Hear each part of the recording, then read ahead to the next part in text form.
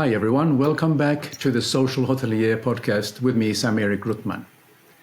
I have a very interesting episode today. We're going to talk about travel, not travel by air, but travel by biking. And I think this is a very interesting event and also a feature that is changing in many ways how people see what travel is all about.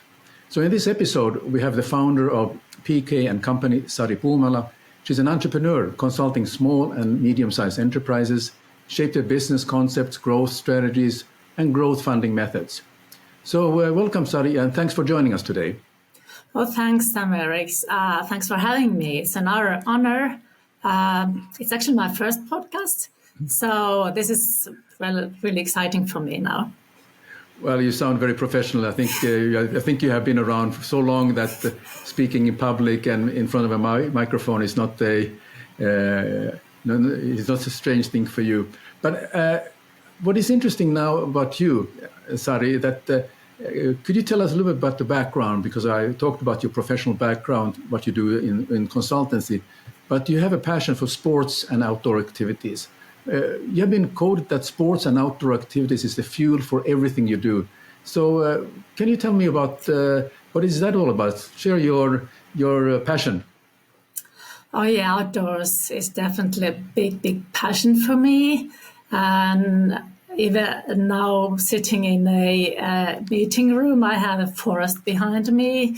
And that really suits me because I couldn't live without the nature experiences, and I also love sports, endurance sports. So combining those two, it's a big thing. And I have been privileged to be able to do endurance sports and outdoor life in many different ways. I actually, as a kid, I didn't do any sports. My family was an outdoor family. We did hikes and picnics and stuff like that, but no sports. But then when I was already like 26, 27, all of a sudden I just decided I want to do triathlon.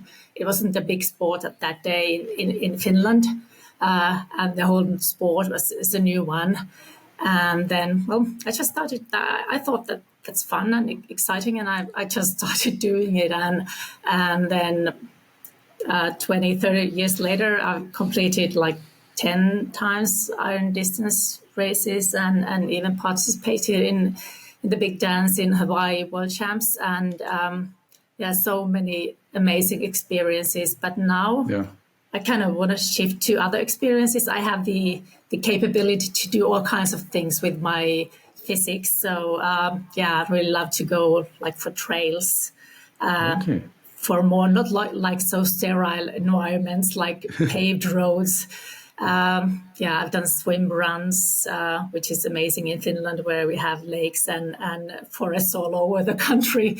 It's basically just lakes and forests. So that's an amazing new sport. Trail running and gravel cycling is now the big thing that I really love.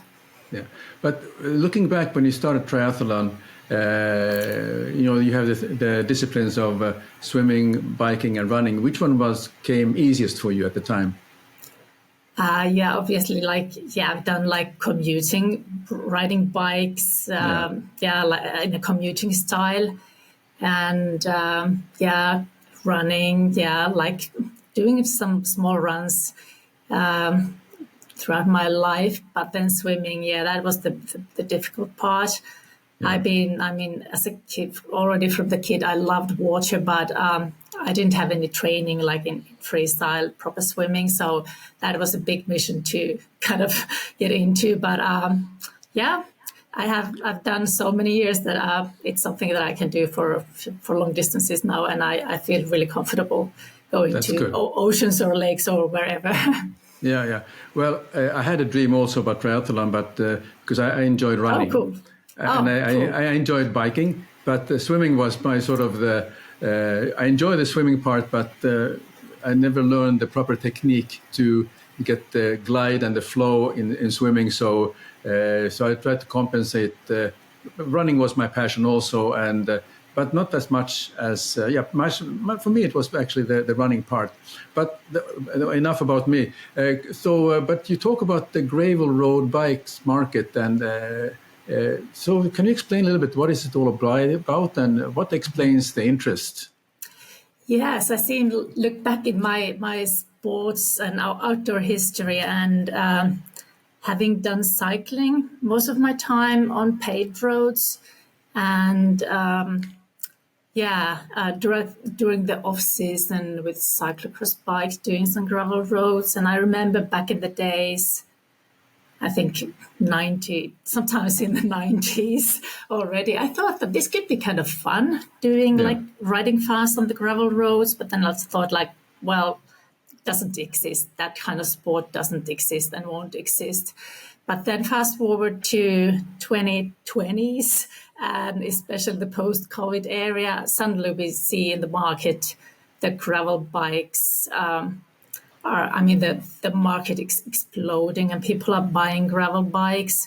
Why is that? I think there are several reasons. I could pick few that I think are the main drivers. Like for myself, I think that the area where I lived, and I've been riding road bikes since 1993 around these areas. I've done all of the roads so many hundred times that I can't get any adventures and new experiences. But then when I moved to gravel roads, it's like each time I can go different routes, and especially living in Finland where you have this infrastructure of gravel roads, it's such an extensive one. It's so exciting, and the cycling all of a sudden, even if you go like riding your bike and enjoying the riding, you can kind of get an adventure. And also looking all over the world, it's so sad to hear so many accidents and deaths in the traffic. It's like a really serious thing, and I think people really like to move to more quiet roads. And also when you move to quiet roads, you can get the more of the social aspect of cycling, which I mean it's a big and important thing in cycling. You go with your cycling teams and social ride type of rides. If you don't have like a structured training program, and you can chat and have fun talking with your friends. You can ride in a gruppetto, which you can't actually do on paved roads with high traffic volumes. Yeah. So there's so many aspects to it that you kind of jump into a total different world, and still you have the same kind of user interface type of thing, that you have the same kind of bike, this drop bar bike, as you have in road cycling. And it's also kind of a thing that mountain cycle, it's also it's like in between mountain biking and road cycling, you kind of have a not so sterile surroundings. But I just remember that when we met, in fact, we met around a project in Ylläs. Oh, yeah, and, that's right. Ylläs in the Arctic Lapland. For those people who are not familiar, it's in the west Arctic Lapland. And we met around the project, and I thought I mentioned this before I could talk about how it relates to biking, is that I didn't realize how amazingly fit you are, because we were actually walking around the site, and I was having some challenges how to reach up to the top when we were walking around, and you didn't seem to have any problem. But more importantly, our mutual friend Heikki, so shout out to Heikki if you're listening to this podcast, that you were saying that, let's go and do a ski, cross-country ski together. And so I think both of you went skiing, and Heikki was trying his best to stay with you, but I think he was not as fit as you, because one of the things that we laughed about later on once you finished that you said, I was freezing because I had to wait for Heikki, and Heikki felt like a little bit sort of, well, okay, sorry about that. But it was kind of an anecdote how I remember you, Sari. Oh yeah, that's such a fun. I tried to be quite kind of not talk too much about it, but then actually it was my business partner Erja who took who started to talk about that. Oh, poor Sari, she had to freeze while waiting for Heikki. I was like, no, don't mention about that. Let's appreciate Heikki's effort. And yeah. But then interesting is that when we talked to the business partner for Ylläs, we talked about suddenly, or I started to study also about what can you do in a ski resort area in the summer. Then came the biking aspect, and then he started to also develop ideas of how to get this biking aficionados from Central Europe and Southern Europe to travel all the way up to his area and do biking. It seems to be that has been growing. So I'm kind of curious to understand, road biking, and it's popular in Central Europe and Southern Europe. And I heard Belgium is very big for biking. Yeah. But what is the fascination to make a journey to Finland? Yeah, I mean, that's a thing that I hope that will get the world know why. Because as a cycling nation, cycling is kind of small. We have a few good, internationally rated good cyclists, but in different disciplines. But if you think of the sports spectators, cycling is not a big thing, as you mentioned, like in Belgium and continental Europe, where road cycling is a massive thing. And I believe we won't be a massive road cycling destination ever, even if we have like very much lower traffic volumes, even if the volumes have grown. But when we talk about gravel cycling, we have insanely amazing infrastructure as a very densely populated, not so densely populated country, and we have so much rural areas and roads connected village to village, and like state roads that are gravel roads, and then we have like local gravel roads and then private gravel roads. And on top of that, we have the concept of everyone's rights that makes us able to use private roads.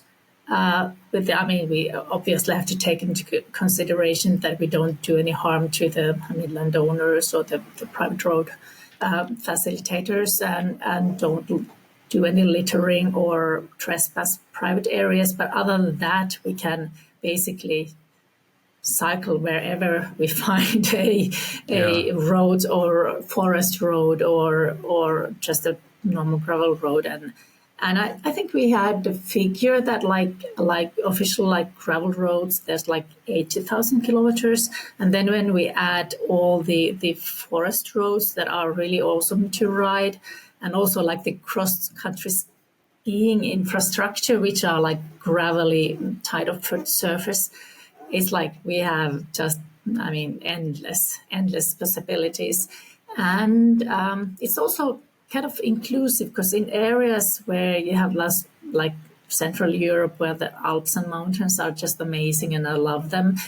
But if you are not so experienced cyclist, then you don't want to kind of have a 20-kilometer climb.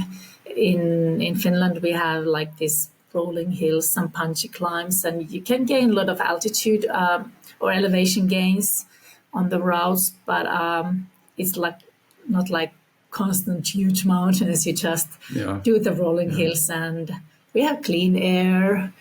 Yes, we have definitely. Lakes. We have the nice sceneries, and also it's we have a safe country. We don't have to be.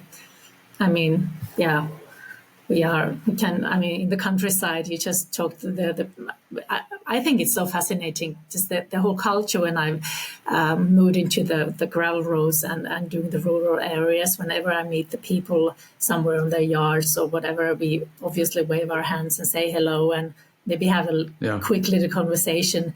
You kind of feel so more alive when you go to the countryside than the clean paved roads where you just have cars passing by and they get intimidated and do all kind of nasty things. So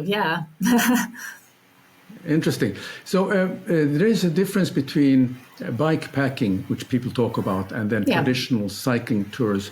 Could you just educate me a little bit? What is the difference on between bike packing and traditional cycling tours? Yeah, I think the emergence of gravel cycling has kind of grown the bike packing. Probably also the terminology also emerged just very recently. And like bike tours, you have you maybe do. I mean, there's kind of the same thing, but there's the nuances. In bike touring, you maybe go like paved surfaces, and you carry larger amounts of necessities with you with these big panniers on your bike. But the development in the bikes where you have those balls where you can attach the bags or the bike packing bags on your bike, lighter ones, and you can have you have more possibilities to move on rougher grounds. People also do do bike packing on mountain bikes, kind of bikes and gravel bikes, and you basically carry less necessities with you than probably the traditional bike touring bikers. Yeah. How do you determine the right balance between carrying necessities and keeping the bike light when you have to travel long distances? That's an interesting question, because first I have to kind of give my own perspective. When I bought my first gravel bike, I was like, I'm never going to do any bike packing or anything, because I love to feel how the bike feels when I handle it, and I don't want to have any extra kilos all over the bike. And I'm very purist that I'm not going to do that. But then the lucky thing is that there's also this concept of credit card bike packing, which means that you have really the most necessary things, like obviously bike tools. You have to be able to repair if something happens to your bike, some easy repairs that you can do along the way, and tire punctures, repair them and stuff like that. And then maybe some clothes for change, and just very little things. You can travel very light, then use your credit card to stay in the hotel overnight and eat in restaurants and cafes. I think that's something for me. And I've done a couple of those kind of credit card bike packing things, because I like to sleep in the bed and take a shower and maybe wash my bike kit and start fresh the next day. But then obviously if you want to do real bike packing experience, I know those who are really pro bike packers, they compare their kilos and liters, how much they carry with them. And you definitely have to do short trips before you do, if you go to a longer, people may go for years for bike packing trips. So you really have to know your bike, your equipment, how you handle the bikes, the bags, and your storage things, and also the kit, and you have to be alert of any chafings and stuff that may cause really big harms along the way if you're doing a long bike packing trip. But then there are the variations, so you can kind of choose your own type of bike packing. But I've turned, even if I said that I'm not going to do any bike packing, I kind of a bit intrigued to try. I feel it's very fascinating to do back-to-back days, just sitting on my bike and seeing the surroundings and finding all the interesting places you can find on the countryside, and services, nice little cafes, and also those. We have this famous film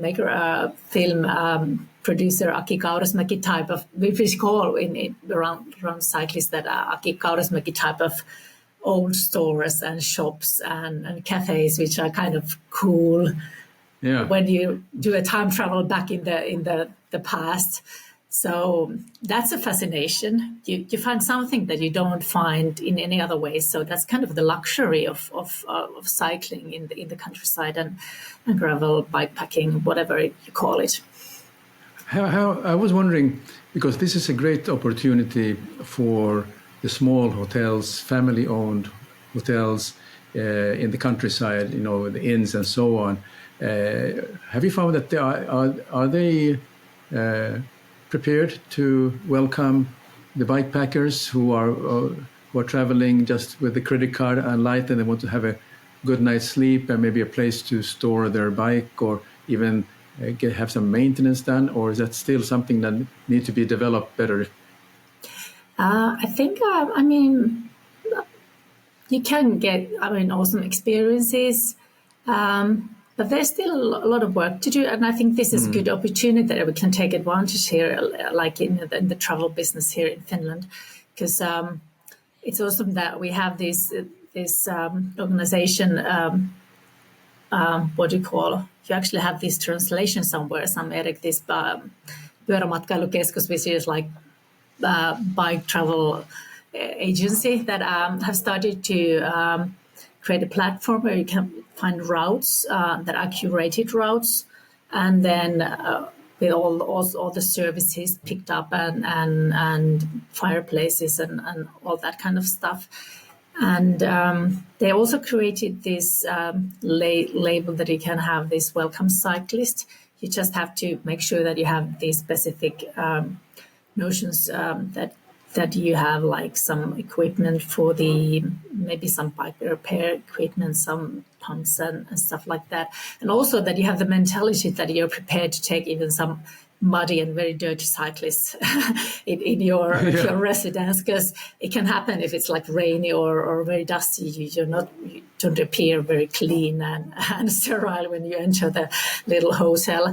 But I think there's a huge opportunity to create business and develop the business for some very remote places and interesting places, and it's like the user interface where you can kind of reach those places. I think the mentality is something that have to be kind of understood, that what the cycling people need. And like me, sometimes I face, like in a hotel, it has happened like throughout the years that I have been traveling all around the world with my bike in triathlon, that some hotels don't want you to take your bike in your hotel room. But obviously, like when you do a road bike or a triathlon bike, you keep it very, very clean and tidy, because a clean bike is a fast bike. But when you're riding in gravel roads, the bike obviously get dirty and dusty. So you really appreciate if you have a place where you can clean your bike. And then you really want to have it very close to you, because you have like 5,000 plus euros for the bike. So you don't want to leave it in a random storage room where the delicate components get ruined and stuff like that. So, it's the treasure. It's your transportation means and your loved one. Of course. There is you mentioned earlier the organization. There's a Finnish Center for Cycling Tourism, and they have a website. So for all the bikers that you are interested in Finland, I think I put into the show notes the link where you can find the information. How do you plan your routes, especially when exploring unknown trails or destinations? Because I think that must be part of the fascination of biking. Oh yeah, like I mentioned that all the paved roads I've done like millions of times, and that doesn't give any extra adventure for me anymore. But now that I actually realized that I could actually do, each time I go gravel cycling, even when I start from my home, I could do a new route, because I could do so many kinds of different kind of routes. But the planning routes have actually become one of my passions, besides the cycling itself, because it's like it's such an amazing, because sometimes when I plan a route, I think about this one, maybe it's just a boring one. When you look at the map, let's just go and do it. And then when I'm riding, it's like, how come can I always find such interesting and beautiful places, and it's so inspiring.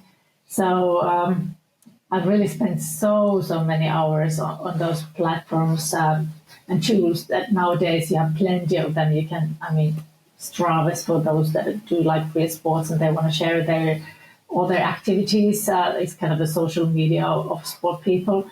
And you can also draw routes there. And then you have Komoot, which is very popular in Central Europe. And then Outdoor Active, All Trails, Ride GPS.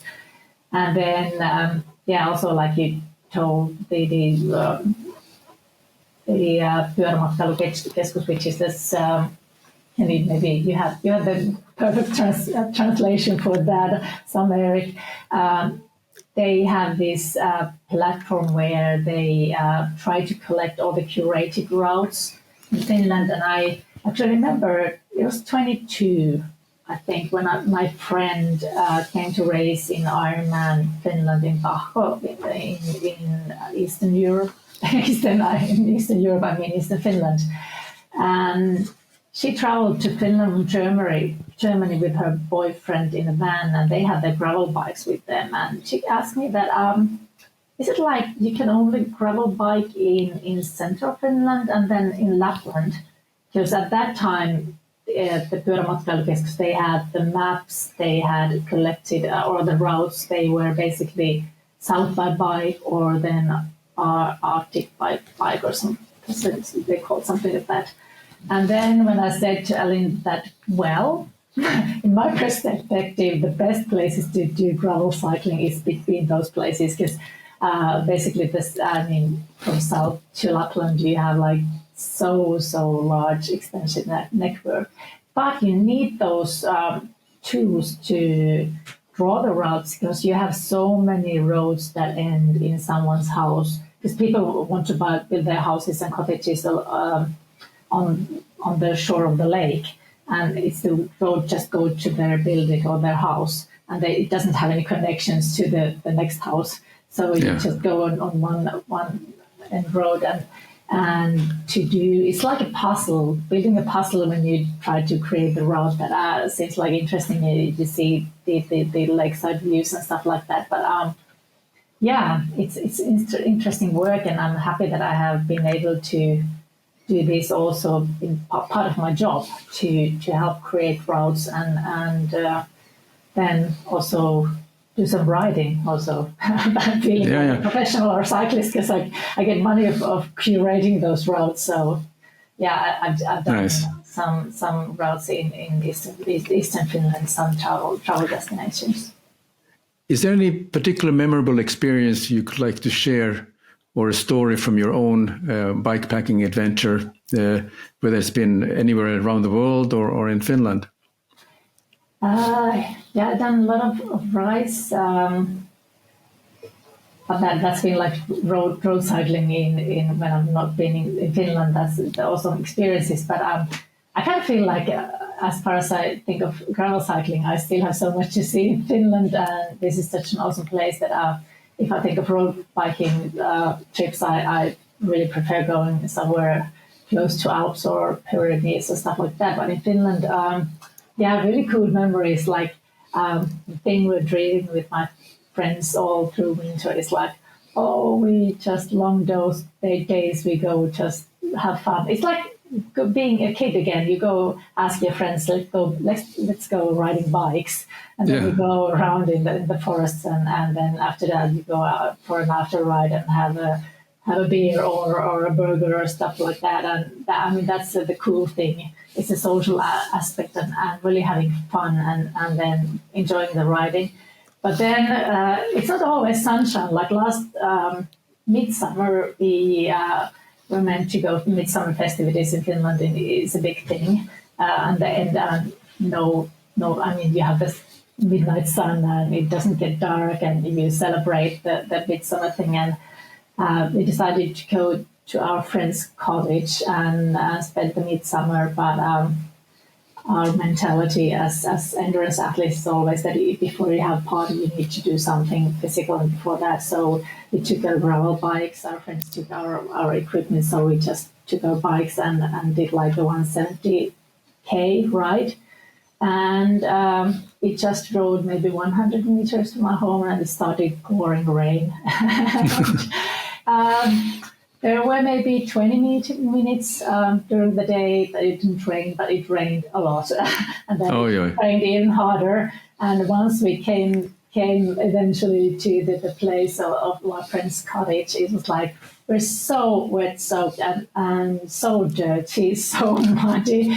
And then, I mean, it was so enjoyable. Our friends, they had like 3 different kind of saunas heated for us. It's like, this is heaven. We get our pint of beer in our hands and we go in the sauna. So after that, it's like, what an awesome day. It was a miserable day at times, but the whole package makes it such an incredible moment. But then obviously, but some sunny, nice rides, they are precious, but you can get the experience of all kinds of rides.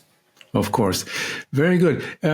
One thing which is now happening in Finland, in particular in the gravel biking, is that the city of Lahti has established itself as the leading destination for gravel biking.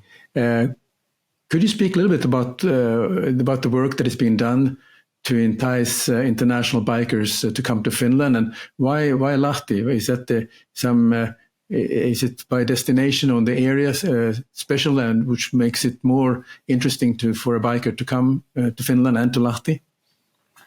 I think I have to get a big credit for Lahti for being opening kind of or speaking loud of like a sport tourism, and they're open to events and things that are happening around sports, and they consider as a tourism business. Because in some other areas, it's kind of a difficult thing because people don't trust. It feels like a niche area, and it's not like a real business. But they have discovered, because obviously they have a long history in winter sports events, skiing world champs and stuff like that. So they have a DNA in sports. And now, because they're being open to sports events, they have mentioning besides the gravel events, which I'm going to talk more deeply, but also like last summer, they have an amazing and huge event like with the Ironman 70.3, which is a half distance Ironman world champs, and there are like 6,000 athletes attending. So that was a big one. And then they also have this Finland Gravel, which is a joint venture of an American Steamboat Springs SPD gravel event organizer, and then our big famous athlete, Formula 1 driver, Valtteri Bottas, who owns the event, and it's organized by this USA-based event organizer, and they know how to organize events. Like also the Ironman, it's like an awesome concept. So that's, kind of jealous that I have such an awesome combination. I would like to see this happening in other cities or other areas as well. Yeah. And also they have another event series, Nordic Gravel Series. They are organizing an event later. Are you involved in any of these events yourself, or any of these activities at the moment? Actually, I'm involved in partly in an event which is happening in Eastern Finland, in Foli. But I had the privilege before the Finland Gravel landed here in Finland. The previous summer, I was privileged to join a test ride where they have all these ambassadors and media persons also doing like stories and sharing the kind of the message of Finland being as a hidden gem of gravel cycling. And then I also attended the first edition of Finland last summer, and I'm intending to join this year as well. So I definitely think it's an amazing event, and also having such an amazing person as an advocate of gravel cycling. It's a huge audience, and I see him being invited to several cycling-related podcasts nowadays also. So because also Valtteri's fiance or girlfriend is pro cyclist, so they are, a power couple for gravel cycling message. Very good. So, as many of our listeners know, we love technology here at the Social Hotelier, and the only way to keep up with new demands of travelers is to keep up with the latest and the greatest. In hotels, there is self-check-in, digital concierges, and keyless entries. I'm curious to get your view. What kind of technology or automation is making life more convenient for bikepackers these days? As I already mentioned about those different tools and platforms for finding routes or planning your own routes, I think the curated routes by different destinations or some influencers are interesting because you can kind of do a whole bikepacking tour packaged by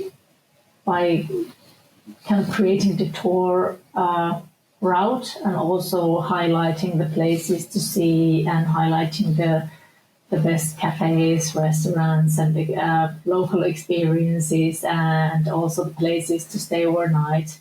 Yeah. And so that is, the digital tools, they kind of enable to you don't need to join like fully serviced tours. You can do it by yourself, and you have the knowledge how to do it. But then also, I also have to mention that there are some awesome fully serviced concepts where you can go like throughout Finland. Actually, my friend is involved in an event that starts from the most southernmost point of Finland to the most northernmost point, and they do like 200 plus K a day and cross Finland from south to north in 8 days. So that's, amazing way to see Finland in a very common way. But the digital world, it's a must thing. Without it, you couldn't know where to move and find safe, beautiful, adventurous places. Very good.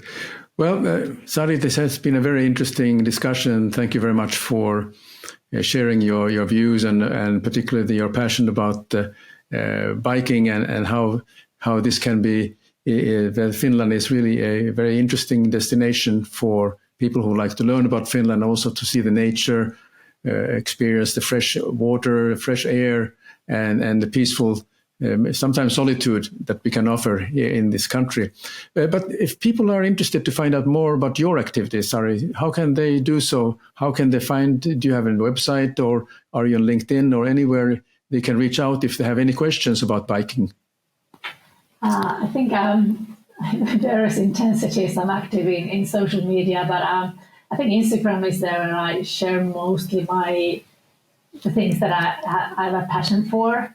And I have my personal Instagram account, which is Sari Katrin. And then I realized that I also have to do a gravel cycling account because I don't want to only share gravel pictures on my main account. So I created a gravel account because Sora is a word in Finnish for gravel. So I have this account, Sora.Katrin, which is where I mostly share my gravel cycling pictures and moments. Well, I'll make sure. Well, very much sure we put those links into the show notes, so anyone interested will have a chance to visit you. And whenever you visit Sari's Instagram account, please give a thumbs up and follow her activities, and you also learn about biking in Finland and around the world at the same time. So, Sari, I appreciate you joining today's episode, and thank you very much for your insights. Oh, thank you so much for having me. It was really interesting to talk to you.